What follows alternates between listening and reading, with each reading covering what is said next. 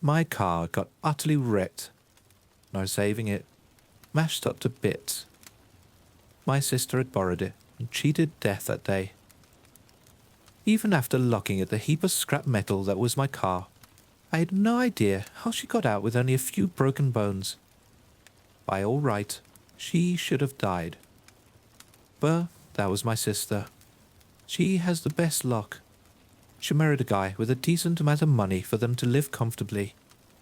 The day of the accident, they had taken the car in to get the snow tires switched to all-season ones.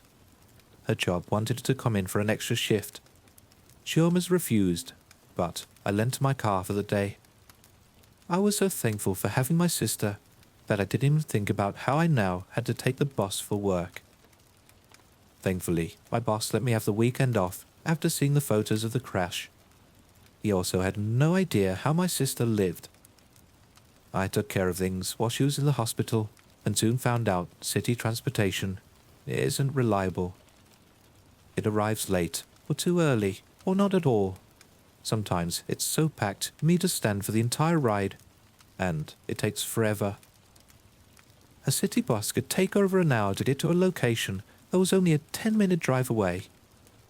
I sometimes could walk faster than the bus, but I couldn't afford getting a taxi to and from work.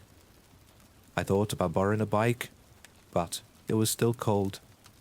During the day it was fine, but I worked late into the night. Even just waiting for the last bus nearly froze me to death. Sure, it wasn't going to snow anymore, but I'm very sensitive to the cold. I just never adjusted to the climate after we moved further up north. So, no biking home. Aside from all that, the bus wasn't all that bad. I could get some reading in. I couldn't read while driving, and most books I enjoyed didn't have audiobooks. That's how I found myself on the last bus home after a week of missing my car. My sister was doing fine, and I could relax a little after a stressful week of being late to work because of my new form of transportation and losing an hour of sleep each night riding home. Because it was so late, it was only myself and the driver for most of the ride. I still had half the ride to go when the bus stopped to pick someone up. My nose buried inside my latest trashy romance and didn't even look up to see who it was. Even with the open bus, they sat in front of me. Odd, but I wasn't complaining. I took a quick glance up and noticed they were short and had bleached white hair. I glanced at my watch and groaned at how it was so close to midnight. I lived close to the bus depot, so that was lucky. Not every route had a bus running so late. I got off the second to last stop. The bus normally turned its lights off once I got off, so I knew it was out of service when I was within walking distance of home. In the past week, I'd never seen anyone get on this late. I shrugged and went back to my book. Then, another person got on. Which was weird. I didn't think we had actually stopped. Just paused at a red light. But I had seen kind bus drivers who picked up people if they tapped on the front door if the bus had stopped somewhere. This time I peeked up, but the person who got on was so tall they crossed the bus fast. They were dressed in black and had passed me before I got a good look at them. I started to turn my head for a discreet peek, but a voice in front of me made me stop. Don't look at it. The voice was soft and sounded like it belonged to a child. I stared at the person in front of me instead of the one who'd just passed behind. It? I asked slowly. May I sit beside you? It was an odd request, but if I was talking to a child, I didn't see why not.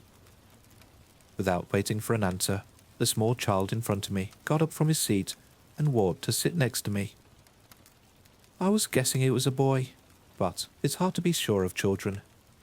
He was wearing gender-neutral clothing, just a big grey sweater, jeans, and I was shocked to see no shoes. Why was he out so late? Where are his parents? Why was he missing his shoes? I put the other person and the boss out of my mind and looked over at the child. He finally raised his head to look at me, and under his long, wavy white hair, pink eyes stared at me. I had never seen someone who was albino before, aside from some photos. It was off-putting for a second, but I focused on the more important questions. Why are you out so late? Do you have a guardian I can call? Are you hurt? And where are your shoes? Each question made him look slightly more annoyed. He had a very neutral look, but his eyes narrowed just enough to make me stop and let him answer. In the past 6 months, 10 people have disappeared from this bus route. 4 have been bus drivers. Are you aware of this? He was speaking so softly he was hard to hear, but I got the idea. I actually heard the stories in a way. I overheard people at my job talking about some missing bus drivers on the last bus for the night. I've been so busy at work, I never stopped to chat. I heard there was a post going around online about rules to survive the last bus, but I again never cared enough to look it up. Aren't you too young to be scary story hunting? Is this for a video? You really should be in bed. I let out a sigh and put my book away in my bag. I was reaching for my cell phone to see how to report a missing child when he slouched in his seat. Fine, if you do not believe me, then look behind us at the figure sitting at the back of the bus. Is your life after all? He sounded a little like he was pouting, and strangely, a little too mature for his face. I gave him a confused look. What on earth did the other passenger on the bus have anything to do with this weird conversation? The bus stopped for a red light again. The driver looked in a mirror mounted at the front, so he could see most of the bus. Since we were on an empty street, he felt safe enough to take his eyes off the road and look behind at us. Hey, Missy, who is your friend? And did he get on? I don't remember him at all, the driver said back to me, looking genuinely confused over the boy's presence. That made me look from the driver to the boy a few times. He was still sulking. I gave his arm a very light poke to make sure he was really there, and both of us weren't sharing the hallucination. I don't know who he is. He got on a few stops ago, like a few minutes before midnight. The driver looked even more confused. The light had turned green, so he started the bus back up just to pull off to the side of the street and out of the way in case any cars came past. He then got out of his seat and started to walk towards us. I mean, he honestly looked like he had no memory of letting the albino boy on, and he was a child out in the middle of the night. It was a good idea to stop and try and figure out where he was going and why he was alone. Hey champ, what's your name? The man asked when he was a step or two away from us. The boy didn't look up at him though. He only flickered his eyes over towards me. You can scream as much as you want, but do not look behind us. The boy's statement was so weird, no one answered him. The driver raised his head and finally seemed to look around the rest of the bus. Out of my sight, he spotted the other passenger. The tall figure, dressed in black, I hadn't paid any attention to. When did you get on? Do you... The driver's words were cut short. In a blow of motion, he was grabbed by long black arms and pulled back towards the rear of the bus so quickly, my brain didn't even realize what had happened. What I saw was impossible. The arms had been far too long black tubes with great clawed hands attached. On reflex, I almost looked behind me. Then I remembered how the boy had warned me about looking. I forced my head forwards as I heard it. The kind bus driver, who'd just been worried about a small child, was screaming and begging for his life. Screaming that stopped suddenly, with a wet crunch and wish I'd never heard. Once I smelled a metallic odor I was certain was blood. I started to scream as well. I clutched the side of my head and hunched down my seat, hoping it would keep me safe from those hands. I screamed and had to force myself to stop fearing it would make whatever just happened to the driver happen to myself. You can keep screaming. Once it's out of your system, I can tell you how to stay alive." The boy's voice had changed. I still knew it was his, but it sounded much more confident and much more like an adult. Far different than moments ago. I blinked away tears and looked at him. My body shaking. I had to trust him. "Well, what is going on?" I pleaded, praying to get an answer. "If the last bus stops at a crossroad at midnight, a dark figure may enter the bus and sit at the back. Until it sits, you may look. But once it sits down, do not look at anything. Do not turn your head. No matter what you hear, no matter anything else you experience, the moment you look, you become its target. The figure shall not leave until the bus finishes the route and is inside the depot." My entire body was screaming to just make a run for it. Even after the boy explained the situation, I just couldn't believe him. I wanted to just leave, but I could still smell the blood at the back of the bus. Still hunched over, I tried to think of a different way out. "Well, what are you talking about? And who even are you?" I finally asked the question. I hadn't asked for his name yet. Odd, as it should have been one of my first questions. Better late than never. "You may call me Ellie.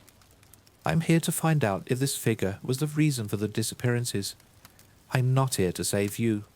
I can only give you information. You must act and get yourself safely home." "Now, how am I going to do that? That thing killed a driver," I hissed, and tears started to come back. I forced them down, not wanting to look weak in front of the boy. I was the adult, and he was the calm one. But after what I had just seen, I couldn't be blamed for losing my cool for a few seconds. "I know how to drive a bus. However, you need to be the one to do it. I'm too short to reach the pedals." Under his white hair, I saw a flash of red on his cheeks. It faded as he straightened up and stood. Completely fearless, he walked toward the front of the bus, not looking back at me. He just stood right next to the driver's seat and waited for me to join him. It took everything I had to finally stand up. I walked over on shaking legs, clutching my bag. Every step, I was certain I was going to be grabbed and ripped apart by those dark hands. Somehow, though, I made it to the front. I closed my eyes so I didn't have to look in any of the mirrors and blindly stumbled around until I found my way into the driver's seat. I don't know if I can do this. Those mirrors, I might accidentally look at them." After I spoke, I heard a sound that could only be described as those worrisome mirrors being ripped down and tossed aside.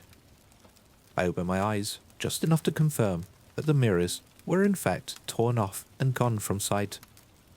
I did not remove them to save you. They also bothered me, understand? Ellie sounded suddenly very serious. I risked a dumbfounded side glance at him. He couldn't even reach the mirrors. How in the hell did he rip them off? He had no plan to explain it to me. "Can't I just leave?" I asked, shaking, staring forwards into the empty and dark road. "Now, you'll be unable to open the doors or windows. Until this bus finishes its route, you cannot leave." That was not at all good news. I had no choice but to learn how to drive a bus. After a crash course of how to start at the bus and how to drive one, we were off. Very, very slowly off. There were no cars around, so we should be fine at a snail's pace until I got used to the hulking thing. Ellie was true to his word about knowing how to drive a city bus. With him beside me, I thought I was going to make it out alive. Only for a few minutes. Soon, it started to get cold. Ellie didn't look like he noticed. With his stone face, it was hard to tell if anything that was happening bothered him in the slightest. In a few seconds, the temperature dropped so low I could see puffs of my breath. With one arm, I pulled my work clothing from my bag and placed them over my lap, trying to use them as a makeshift blanket. We slowly followed the route back to the bus stop. I had taken this route enough over the week I knew the way. I wanted to drive faster, but I was still not confident enough. My hands gripped the steering wheel so tightly my knuckles turned white. I shook in fear and from the cold. I almost couldn't take the cold. I wanted to give up, even before the whispers came. Horrible whispers floating around, accusing me of being jealous of my sister, of wishing she had died. Whispers telling me to just look behind me, saying everything would be easier if I did. Tears started to flow down my face. If I wasn't going so slow and steady, I might have put us at risk of swerving and crashing. I jerked a little, but corrected it before hitting the curb.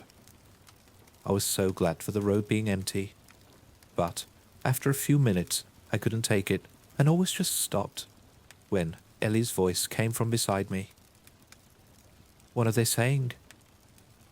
His voice was still as neutral as ever.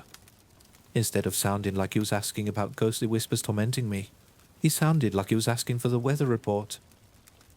They're saying I'm jealous of my sister. My teeth were chattering from the cold. I couldn't say much more. So, you can be jealous of her, then you can still love her, right? Say back to the voices that you can have both emotions, that you are only human, weak and yet very strong. His words held some truth in them. Warmth came back to me. It was still cold, but I could bear it. I found I could suddenly push through the voices around me. I could focus on the road and follow the route. It was so close to the depot. If I could just push through for a few more minutes, I would be fine. I could go home. I repeated those words in my head. I would be fine. I could go home. I would be fine. I still loved my sister. I would be fine. Even though I was driving faster, those last few minutes felt like an eternity. But we finally arrived at the depot. I panicked for a few seconds, but Ellie told me where to go. Oddly enough, everything was unlocked. The large garage doors for the bosses was open and dark. No one was around. I wondered if Ellie had something to do with this. He was so clearly not human at that point. Child or not, he had to have something to do with the fact of no one being ready to receive the last late boss. The moment I parked and shut the boss off, I let out the biggest sigh of relief. I was ready to leave. Beyond ready. Don't move. Let me look first. I was a little annoyed at Ellie, but he was right. He had said that the dark figure would leave after the boss was in the depot, but it's best not to take risks. I looked sideways at him as he turned his head to look behind us. He stared, and I couldn't read the expression on his face. He was about to look back at me and give the all clear. But those long, dark claws came shooting out. In utter horror, I watched the claws rip through his shirt and into his stomach, and slam his small body against the toll collector so hard it bent the metal. Ellie had a look of confusion. He didn't shout or cry out in pain. I reached out my hand to grab him, but was too slow. He was dragged out of sight and to the back of the boss. I wasn't having any of it. I had seen the photo the driver had put up of his family. This man had people waiting for him, and that creature took him away. And now it broke the rules and snatched Ellie. My rage, all my fear disappeared, and I closed my eyes and stumbled off the driver's seat. I fumbled around and found one of the mirrors that had been ripped off. Gripped it by the pole it had been attached to the boss.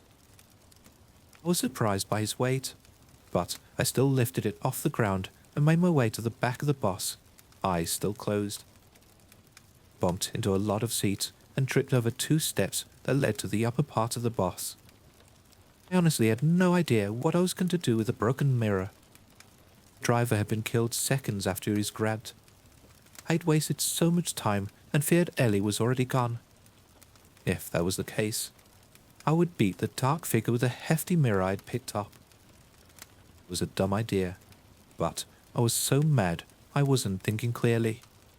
Leave him alone, you piece of... I was screaming, but stopped short when I heard a calm voice. What are you doing? It was Ellie's voice, but it still didn't dare open my eyes. It could be a trick. I debated, and if I should just start swinging away, but my brave assault was stopped before it even started, when the mirror was ripped from my hand. You can open your eyes now. It's fine. I shouldn't have trusted it, but I had to see if Ellie was right.